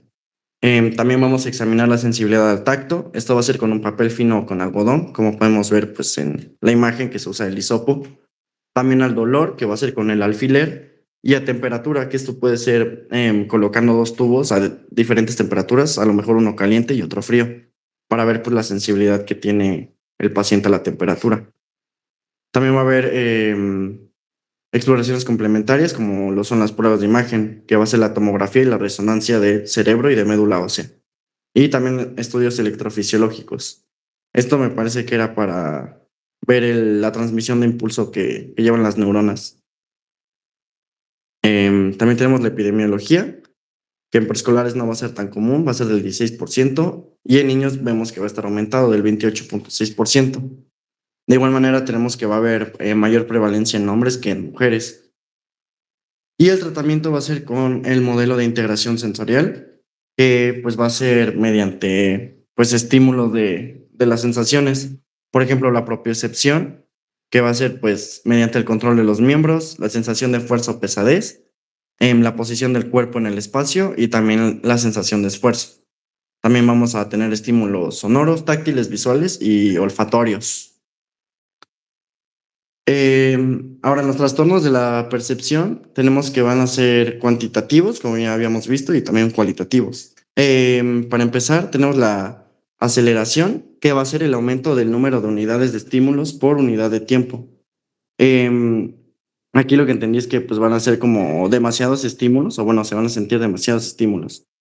La intensificación va a ser la hiperestesia, los sonidos van a ser vivamente oídos, y también los colores se van a ver más luminosos. O sea, pues va a haber una intensificación de estas percepciones. El retardo, pues va a ser algo que, bueno, vamos a recordar algo según su relación con otras cosas percibidas. O sea que, por ejemplo, yo tengo un estímulo y pues lo voy a asociar a alguna otra cosa justo por este retardo que voy a tener a los estímulos. De igual manera, tenemos el debilitamiento, que va a ser como lo contrario a la aceleración. No, perdón, a la intensificación, que va a ser cuando veamos, por ejemplo, los colores pues de manera más pareja. También la música se va a escuchar pues más monótona. En la intensificación pues lo contrario, o sea, vamos a tener pues los colores más luminosos, la música más como viva para los oídos. Ahora, en trastornos de la percepción van a ser cualitativos, y vamos a tener las ilusiones, que por ejemplo van a ser una percepción falseada o distorsionada de un objeto real, como ya sabemos, lo que son las ilusiones, ¿no?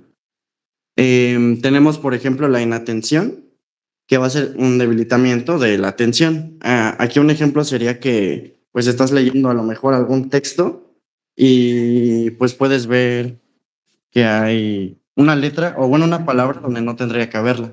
Esto sería justo por esto de la inatención. Igualmente tenemos las alucinaciones catatímicas, que va a ser pues va a haber una captación sensorial perfecta, pero la carga afectiva va a predisponer a una falsa percepción.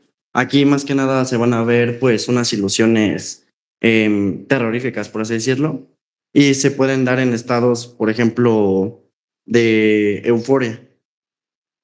Las oníricas va a ser una captación, también va a haber una captación sensorial perfecta, así que el problema no va a ser ahí, sino que el problema va a ser que hay un compromiso de conciencia.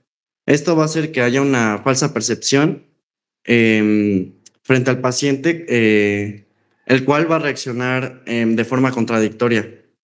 O sea que aquí va a haber como una percepción, pues, bueno, va a haber alucinaciones que el paciente va a oscilar entre que sabe que son alucinaciones y que no sabe. También tenemos las alucinaciones de juicio de realidad. Aquí también el paciente va a oscilar entre la certeza de que está viendo una alucinación, la duda, y también pues va a tener la certeza de que es una alucinación. Tenemos la intensidad, que va a ser pues algo similar de la realidad o también una percepción descolorida, como lo vimos, algo parecido a lo que acabamos de ver. Va a haber nitidez, que pues puede ser entre que el individuo escuche voces definidas y también que sean reconocibles, que vean imágenes claras y tengan sensaciones precisas, o por lo contrario, que sean murmullos indefinidos, imágenes borrosas y sensaciones imprecisas. También tenemos de actitud, que pues va a ser cuando el individuo pues haga una pasividad que esté sometida justo por estas alucinaciones, o también que tome pues a lo mejor unas medidas precautorias de defensa o de evasión pues frente a estas alucinaciones. También tenemos las alucinaciones según el tipo de presentación, que van a ser, por ejemplo, las catatímicas, que van a ser alucinaciones que estén relacionadas con el estado afectivo del paciente. Por ejemplo, alguien que haya, pues, no sé, haya tenido una pérdida reciente y pues que escuche la voz de su familiar fallecido. La alucinosis, que va a ser un estado alucinatorio persistente, donde no se despierta ninguna interpretación delirante. Aquí pues justo eso, o sea, el paciente pues, o bueno, el individuo va a saber que pues está alucinando y por lo tanto no va a despertar ningún delirio ni nada. Tenemos la hipnagógica y la hipnopóngica, que van a ocurrir la hipnagógica antes de dormirse y la hipnopóngica antes de despertar. Y pues bueno, esto va a ser, las alucinaciones van a ser en la transición del sueño-vigilia. Y las funcionales, que van a ser alucinaciones que se van a producir durante una percepción normal estimulada. Bueno, que estimule esa alucinación. Por ejemplo, cuando alguien, no sé, se va a lavar los dientes y cuando abre el lavabo, la llave, y cae el agua, pues va a ser justo que se dispare pues esta alucinación. A lo mejor ya empieza a escuchar voces y pues van a ser simultáneas, o sea que cuando pues cierre la llave de agua va a dejar de escuchar estas voces. Tenemos también las extracampinas, que pues también se van a presentar sin un estímulo externo. Solamente va a ser pues óptico y van a ser como alucinaciones que se encuentran fuera de su campo visual. O sea, por ejemplo, que el individuo escuche voces, pero que nunca vea una cara, o sea, no van a estar dentro de su campo visual. También tenemos las pseudoalucinaciones, que van a ser una representación que tiene base en una percepción imaginaria, subjetiva e interna. Aquí pues tenemos las características de diseño poco nítido, no son retenidas fácilmente, son influenciables por la voluntad también. Y Y por ejemplo, lo que entendí de las alucinaciones es que va a ser entre pues algo que imaginas y algo que alucinas. Por eso dice que son influenciables por la voluntad. Tenemos que va a haber verbales, visuales, verbomotoras y del recuerdo. Las verbales va a ser cuando el individuo escucha su propio pensamiento como voces interiores. Va a ser un eco del pensamiento y voz telepática. Y también puede ser que alguien te esté hablando, alguien presente, pero esa voz la escuches dentro de tu espacio imaginario. Las visuales van a ser representaciones que tiene el individuo para ver cuando cierra los ojos. Por ejemplo, ya sean letras o palabras. Las verbomotoras van a ser sensaciones de que su intermedio están hablando, o sea, bueno, por su intermedio están hablando otras personas que harían uso de su pensamiento, cuerdas vocales, labios y lengua. O sea, como si estuviera casi que poseído. Del recuerdo sería la representación que se da con el sentimiento de recuerdos de una supuesta vivencia anterior, pero que en realidad no están recordando algo, sino que todo va a ser, pues, producto del presente. Ahora, el tratamiento va a ser por terapia farmacológica. En caso de trastornos psiquiátricos, se van a usar, pues, antipsicóticos o ansiolíticos. De igual manera, antidepresivos, según el diagnóstico que se dé. También va a haber terapias cognitivo-conductuales. Esto para ayudar a los pacientes a reinterpretar y manejar sus percepciones alteradas. También va a haber rehabilitación neurológica, que va a ser pues indicada en pacientes con lesiones cerebrales o enfermedades neurológicas. Ahora, tenemos los trastornos cognitivos, que pues van a ser obviamente pues los que afecten las funciones. Espérame tantito. Ahí, para... ¿Sí me escuchas? Sí, ya. Perdón. Es que para redondear lo de las sensoperceptuales.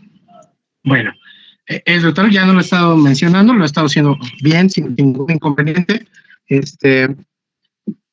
La función de sensopercepción es una función mental superior compleja. ¿Se acuerdan de la que les dije hace ratito de las funciones ejecutivas? Que son varias funciones dentro de una función sola. Bueno, pues igual acá. Acá por lo menos son dos funciones. Una de ellas es la de sensación y la otra es la de percepción, que funcionan a la par, ¿sale? Las funciones sensitivas, de hecho, tienen que ver principalmente con los órganos de los sentidos. Entonces, los ojos, el tacto, la audición, el gusto y demás, son los órganos que se encargan de integrar esas sensaciones, olores, texturas, ruidos, intensidades de color, imágenes y otras cosas más que vienen de nuestro entorno, pues son recibidas por estos órganos de los sentidos y se llevan hacia el cerebro, ¿ok? Cuando hay alguna alteración en este nivel, la mayoría de las veces, pues le toca al otorrino, al neurólogo, al dermatólogo, al, pues no sé, todos esos especialistas que se encargan de los órganos de los sentidos. De hecho, muchas veces empieza el paciente con esquizofrenia y empieza a escuchar que le habla el diablo. Y entonces lo llevan con el otorrino, porque dicen, algo trae en el oído, ¿cómo es posible que le esté llamando el diablo? Y entonces el otorrino lo revisa y dice, no, el oído está bien, el oído funciona sin ningún problema, ¿ok? Y no está allá dentro el diablo. Entonces, en ese paciente, lo que está fallando no es la sensación, sino la percepción, ¿sale? Y como bien mencionó ahí el doctor, en esa imagen donde pone al pintor que está la pareja ahí muy abrazada y el pintor los pinta, pero no pone al verdadero amante, sino se pone a sí mismo. Él se pinta ahí como si fuera parte del cuadro. ¿Por qué? Porque el pintor, y eso pasa con los artistas, percibe la realidad de una manera diferente, ¿sale? Ahí medio idílica, como que yo creo que el pintor estaba enamorado de la muchacha y por eso es que quitó al novio y se puso él en la pintura. Ahí está, ahí lo podemos ver, ¿sale? Entonces, porque esa es su percepción. Y bueno, esa percepción es conocido como su representación, es lo que él trae en la cabeza. Bueno, pues lo que yo escucho, lo que yo veo, lo que yo siento, lo que yo huelo, llega a mi cerebro y en el cerebro se integra para poderse percibir. Y en ocasiones esa percepción se puede alterar. Y justamente se altera de forma cuantitativa y cualitativa. Ejemplo, si yo me echo un cigarro de marihuana, no pasa siempre, pero eso pasa cuando si alguno de ustedes ha consumido marihuana. No es la mejor opción cuando vemos consumo de otras sustancias, ahí vamos a platicar de que el consumo de marihuana no es una buena idea. Pero bueno, si se consume marihuana, se aumenta la sensación. Entonces, si yo me como un gansito después de haber fumado un cigarro de marihuana, mi cerebro percibe esa sensación más intensa. Entonces dicen, no, es el gansito más rico que me he comido en toda la vida. Sabía así delicioso, un chocolate muy intenso, un azúcar muy agradable, una textura muy agradable. Y lo mismo sucede con muchas cosas. Hay mucha gente que mantiene relaciones sexuales y ocupa drogas y sustancias para que se aumente la sensación, para que sea más agradable. ¿Okay? No siempre es la mejor opción, pero bueno, se hace. Entonces ahí se aumenta o se disminuye la intensidad de la sensación. Pero a veces, no, esa es una alteración cuantitativa. Pero a veces se puede modificar, que ya es una alteración cualitativa. Y ese tipo de alteraciones son las que más síntomas nos dan. Y ahí el doctor nos está hablando justamente de ellas, de las alucinaciones, de las ilusiones y de las pseudoalucinaciones. Cuando veamos diferentes enfermedades y padecimientos, ya veremos cada una de ellas. Pero un ejemplo clásico, el paciente con esquizofrenia. El paciente con esquizofrenia tiene varias zonas de su cerebro que están funcionando mal. Entre ellas, una que se llama las vías dopaminérgicas, específicamente una que se llama mesocortical. Esa vía o esa red neuronal mesocortical que principalmente usa dopamina falla en el paciente con esquizofrenia. Y lo que sucede es que aumenta los niveles de dopamina, aumenta los niveles de dopamina. Y eso ocasiona que esa vía, esa zona de neuronas que tiene que ver con el mesencéfalo, tiene que ver con los lóbulos frontales, tiene que ver con los lóbulos temporales, generan en el paciente alucinaciones auditivas. El paciente escucha al diablo. El diablo le está diciendo, oye, mátate, o mata a tu familia, un ejemplo. No siempre les dicen eso, ¿eh? La mayoría de las veces es contra el propio paciente. Es muy raro que las alucinaciones vayan en contra de otras personas. Pero bueno, cuando veamos el tema ya platicaremos de eso. Pero entonces el paciente lo está escuchando, así como me escuchan a mí, ¿eh? No es como en las películas, porque por ahí hay un video en YouTube que dice, ¿cómo escuchan las alucinaciones los pacientes con esquizofrenia? Y entonces se escucha así una voz fantasmagórica, profunda, como si estuviera dentro de una caverna y demás. No. Las voces que escuchan los pacientes con esquizofrenia son iguales a las voces que, así como ustedes me están escuchando. Ustedes en esta máquina digan, a ver, mátate, yo soy el diablo, mátate. Así se escucha, ¿sale? No se modifica. A veces puede que digan, no, ya sabe qué es, que lo escucho como si fuera voz de hombre o como si fuera voz de mujer o a veces la voz de un niño, cosas así por el estilo, pero son realistas. Esa idea hollywoodesca de que escucho al diablo así, súper fuerte e intenso, no pasa de esa manera. La alucinación es completa, se escucha plena y claramente. Y entonces el paciente dice, ¿por qué demonios, valga la redundancia, estoy escuchando al diablo? ¿Ok? Y ahí vemos la alteración de la percepción, de la representación. Si ahorita ustedes escuchan algo así, si alguien ahí está en su casa y de repente escucha que dicen, oh, soy el diablo, mata a tu familia, lo primero que harían, pues debió ser la televisión o el radio, o a lo mejor es el profesor de psiquiatría que está diciendo sus babosadas, ¿ok? ¿Por qué? Porque tienen juicio. Su juicio evalúa lo que escuchan. Y entonces no es el diablo, no es el diablo, está por aquí, debe estar en la tele prendida, o a lo mejor es un TikTok que se deje ahí el teléfono abierto, qué sé yo, y por eso es que se escuchó. Bueno, en los pacientes que desafortunadamente sí tienen una enfermedad mental, pues se afecta se genera la alucinación, pero no es lo único, ya habíamos visto, porque esto es una red neuronal, son muchas zonas. Entonces, se afecta la sensopercepción, pero también se afecta el juicio. Y entonces, el paciente dice, escuché al diablo que me dice que me mate, estoy seguro que sí es el diablo, ¿ok? Y empieza a interpretar. ¿Cómo lo interpreta? Hace una idea, una historia. A ver, ¿por qué estoy escuchando al diablo? Ah, ya sé.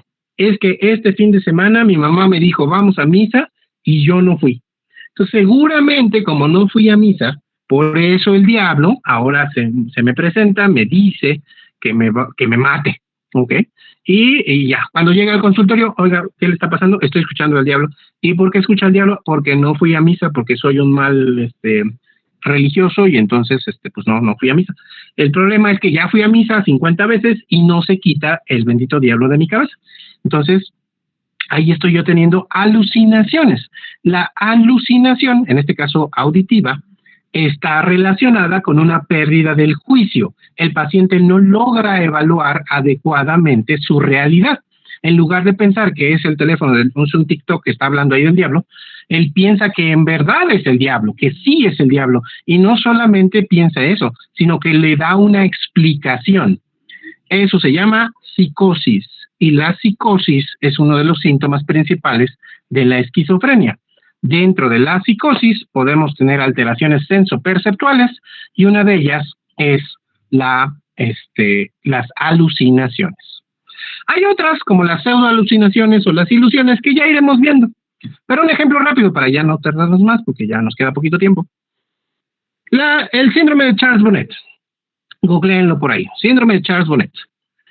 Yo he tenido oportunidad en mi carrera profesional, 2 pacientes con síndrome de Charles Bonnet. Son pacientes, en mi caso, sordos. Los 2 son sordos, ¿ok? Uno de nacimiento, desde siempre, y el otro después de una lesión que lo dejó sordo. Vamos a usar el segundo. Es un contador, de hecho lo veo ahí en el ICEMI. El hombre tuvo una enfermedad aterosclerótica severa que, para su mala suerte, afectó ambos nervios auditivos. Eso fue hace como 5 años, 10 años, no sé. Entonces, el hombre quedó sordo, o sea, legalmente es sordo. Pues se las ingenió, ahí siguió haciendo su trabajo de contador, aprendió a leer los labios y demás. Todo bien, hasta hace como 1 año, en el que empieza a escuchar. Y escucha el radio, específicamente Estéreo 100. No sé si hayan escuchado Estéreo 100. Bueno, es una estación viejita del radio. Entonces, pues el hombre, primero que nada, se sorprendió mucho y después le dio un terror terrible. Porque ¿cómo es posible que yo llevo 10 años sin escuchar absolutamente nada y de un día para otro escucho el radio? Y lo peor es que no había radio, no estaba el radio prendido. Lo que él estaba escuchando venía desde su cerebro, ¿ok? Entonces, estos se llaman pseudoalucinaciones. No son alucinaciones porque el paciente tiene juicio. El paciente dice, sí es cierto, o sea, yo no voy a escuchar, no debo de escuchar porque soy sordo, pero sí estoy escuchando. Bueno, pues para su mala suerte, los pacientes que inician con un proceso de deterioro cognitivo, principalmente algunos tipos de demencia, pueden cursar con pseudoalucinaciones. Entonces el cerebro genera un estímulo que no está sucediendo. Entonces los sordos escuchan, los ciegos ven, los que tienen alguna alteración táctil sienten, ¿ok? No porque lo puedan hacer, sino porque el cerebro lo está generando. Y a eso se le llaman pseudoalucinaciones. Y es parte del cuadro clínico del síndrome de Charles Bonnet, secundario a un proceso de demencia. Bueno, ese es un ejemplo de esas pseudoalucinaciones, ¿sale?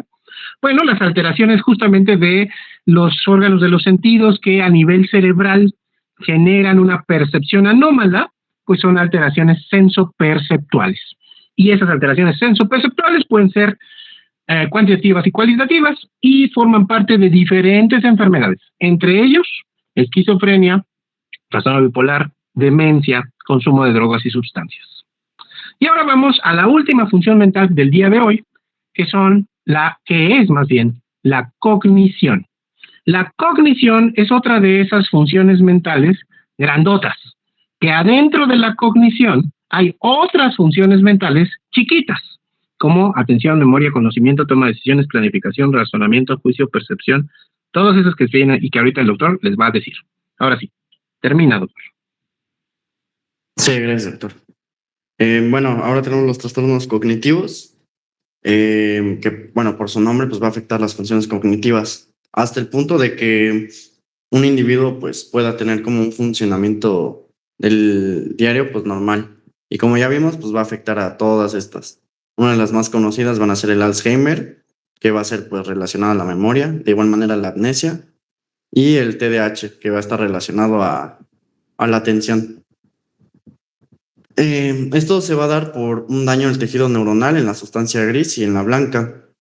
En la sustancia gris principalmente en la corteza y en el tálamo, y en la blanca en las cubiertas de los axones. Aquí puse unos ejemplos. Por ejemplo, si del lóbulo parietal pues, hay una alteración, va a haber una incapacidad de vestirse o va a haber una alteración de la función visoespacial. Del lóbulo frontal, la planificación y la comprensión, y de los temporales, déficit de lenguaje y de la memoria.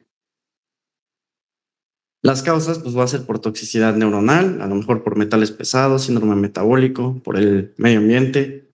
También va a ser por hemorragia, cirugía, cáncer y traumatismo. El diagnóstico se va a dar porque se van a notar cambios en el paciente que los va a notar él mismo o por personas cercanas como amigos o familiares.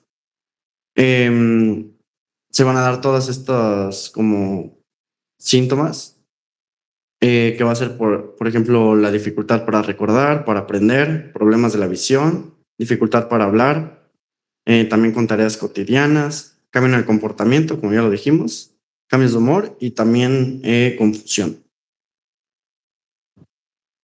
Para el diagnóstico va a ser, pues, dependiendo de si hay un deterioro intermedio o grave o leve.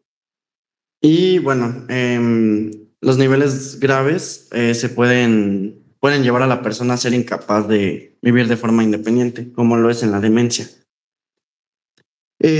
Las causas pueden darse por infecciones. Y bueno, aquí tenemos las manifestaciones que va a haber, como son fiebre, malestar, cefalea, vómitos y convulsiones. También puede haber pues metabólicas, que se va a presentar con la polidipsia, la taquicardia, debilidad muscular, disnea y problemas urinarios. Y bueno, todas estas se van a asociar a personas mayores que van a tener una progresión lenta de la enfermedad. Y bueno, los síntomas van a depender de la gravedad del trastorno. La evaluación se va a dar por una historia clínica, donde vamos a ver el inicio, la duración, los síntomas, el impacto en las actividades cotidianas, cambios de nivel previo de ejecución y en la evolución. Vamos a buscar que haya cambios en funciones cognitivas y en el estado funcional. En las cognitivas, pues vamos a ver el inicio, la evolución y los ejemplos. Y en los del estado funcional va a ser, por ejemplo, pues en las tareas que hace de forma independiente, como lo son la higiene, la cocina versus finanzas, etc. También va a haber síntomas físicos y psiquiátricos. En los físicos, pues como los que vimos antes, náuseas, vómitos, visión, dependiendo de qué lo haya dado, a lo mejor, pues como dijimos, una infección. Y también los psiquiátricos, que también ya los vimos, que son los cambios de humor, de comportamiento. También tenemos que ver la medicación actual que tenga el paciente. También va a haber una evaluación diagnóstica que va a estar dada por estos exámenes que estamos viendo. Por ejemplo, tenemos el Mini Mental State Examination, la evaluación de la cognición por parte del médico general. Este puede utilizarse para recopilar información de los cuidadores o de los familiares. También tenemos el MIS, que es de la prueba de deterioro de la memoria. La evaluación cognitiva de Montreal, que va a ser el MOCA. Principalmente se va a utilizar para la evaluación general, debido a que va a tener una cobertura pues amplia de las funciones cognitivas. También la evaluación de memoria y ejecución, que se va a usar, pues, por ejemplo, para pacientes con Alzheimer, porque esto pues va a estar enfocado, como lo dice su nombre, pues principalmente en la evaluación de la memoria. O sea, cada examen va a tener como un enfoque diferente. Y por último, pues el tratamiento. Va a ser pues dependiendo de por qué se haya dado, a lo mejor infecciones o síndrome metabólico. Va a haber algunos efectos que con la medicación pues pueden ser como curables, como por ejemplo de esto, las infecciones, síndrome metabólico, pero si hay un deterioro cognitivo, pues no va a ser como curable. Si hay uno leve, se va a promover el estado funcional y pues se tiene que evitar medicamentos anticolinérgicos. En caso de que haya un delirio, pues se usan antipsicóticos o benzodiazepinas. Si se dio por abuso del alcohol, también se da vitamina B. Y también leí que la ginkgo biloba va a ayudar a la mejora de la cognición y de la memoria. Sin embargo, no va a ayudar pues a curar, o bueno, a curar, por ejemplo, el deterioro que se haya dado pues cognitivo. También va a haber terapia ocupacional, donde se va a enseñar diferentes estrategias al paciente para minimizar el impacto del deterioro cognitivo en su día a día. Y por Alzheimer se va a utilizar inhibidores de la colinesterasa y un antagonista principal del N-metil de aspartato. Ahí está mi bibliografía y pues ya eso sería todo. Ok. Bueno, las funciones cognitivas o la cognición básicamente tiene que ver con lo que conocemos como la inteligencia, ¿sale? Entonces, la inteligencia es un término bastante ambiguo, ¿eh? La verdad es que, de hecho, a nivel de neurociencias, en psiquiatría, en psicología, en neurología también, hablar de inteligencia, pues es muy confuso, porque tiene que ver con muchas cosas, ¿sale? Pero, para hacerlo como accesible o rápido, la inteligencia, pues son todas las funciones mentales que me ayudan a resolver problemas de la vida cotidiana, ¿ok? Entonces, a una persona inteligente, pues en teoría debe tener esas capacidades de poner atención en lo que está sucediendo en su entorno. Ok, entonces, si yo soy un conductor de coches o de autobuses, pues es muy importante que ponga atención en mi entorno para que no vaya a atropellar a alguien, para que siga el camino que está indicado, para que pues pueda ver los señalamientos de tránsito y cosas así por el estilo. Entonces, la capacidad de mi cerebro para poner atención en mi entorno forma parte de mi inteligencia, básicamente de las funciones cognitivas. Denme un segundito, un minuto.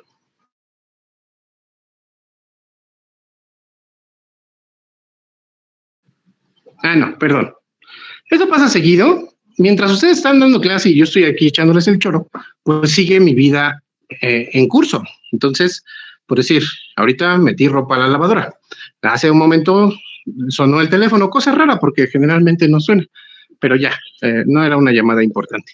O a veces ladra el perro, o a veces ando en el súper, o a veces, si me da chance, voy a hacer ejercicio, o cosas así. Entonces van a escuchar varias cosas extrañas mientras estamos dando clases. Bueno, después de ese paréntesis, hablábamos de la cognición, justamente de la memoria. Entonces, esa es una de esas funciones mentales, pero no es la única.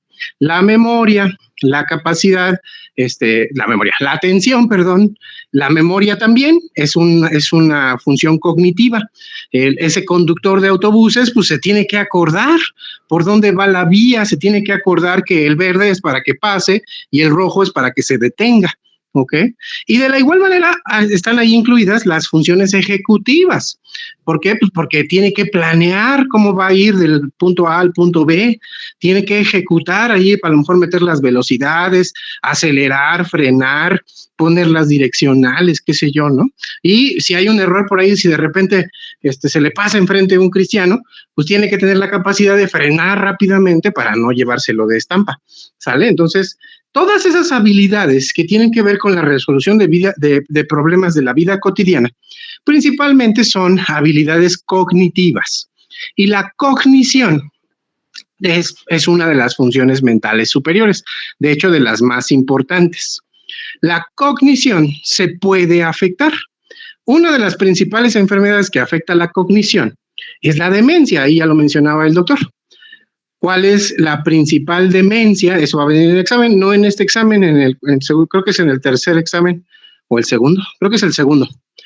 ¿Cuál es la demencia más común? Pues es la enfermedad de Alzheimer o demencia de Alzheimer. Entonces,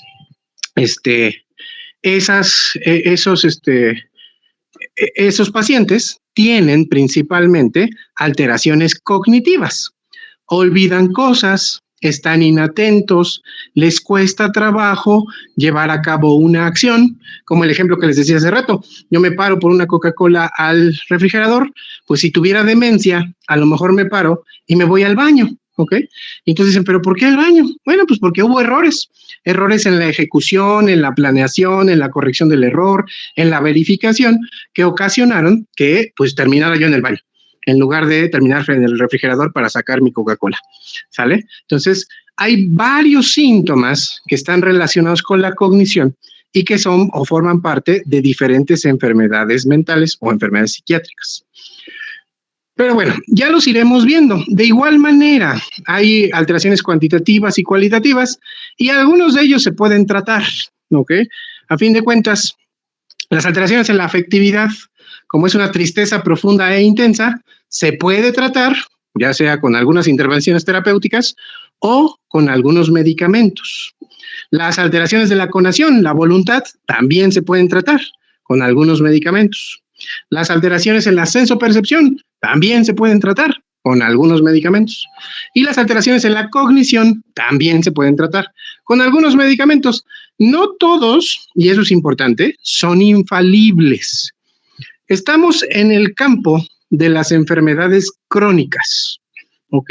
Entonces, el diabético, el hipertenso, el hipotiroideo, el depresivo, el ansioso, el paciente con esquizofrenia, que son personas con enfermedades crónicas, pues sus tratamientos les ayudan, los mejoran, pero no los curan, ¿ok?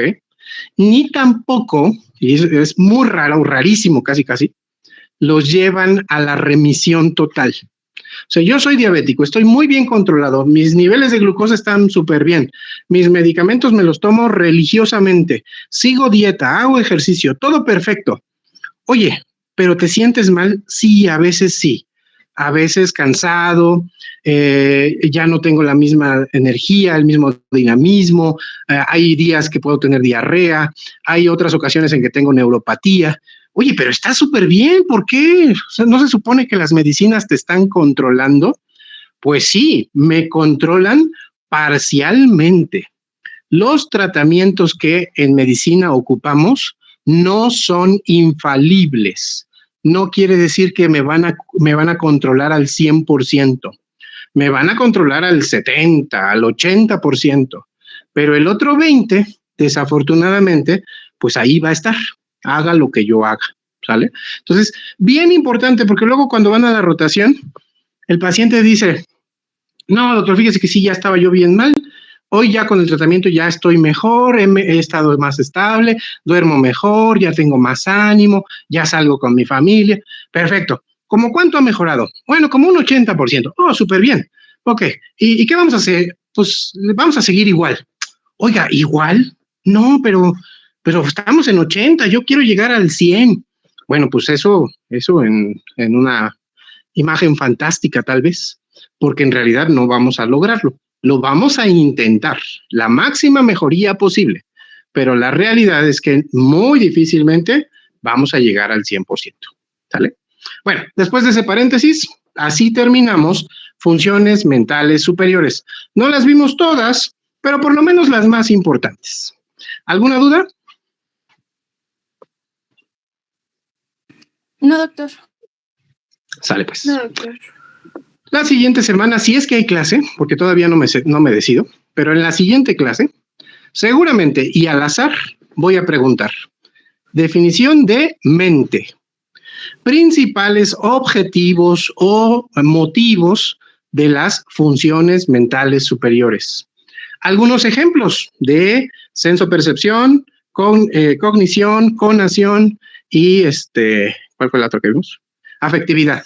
¿sale? Entonces, échenle una repasada, algo rápido, que quede fresco, para que en la siguiente, si les toca participar, pues podamos contestar adecuadamente. Y en la siguiente vamos a ver otros 2 temas, que casi estoy seguro que uno de ellos es examen mental, y el otro creo que ya es clúster A, no me acuerdo, pero bueno, ahí lo veremos. Pásenla bonito, nos veremos en la próxima clase. Hasta luego, Doc. Muchas gracias.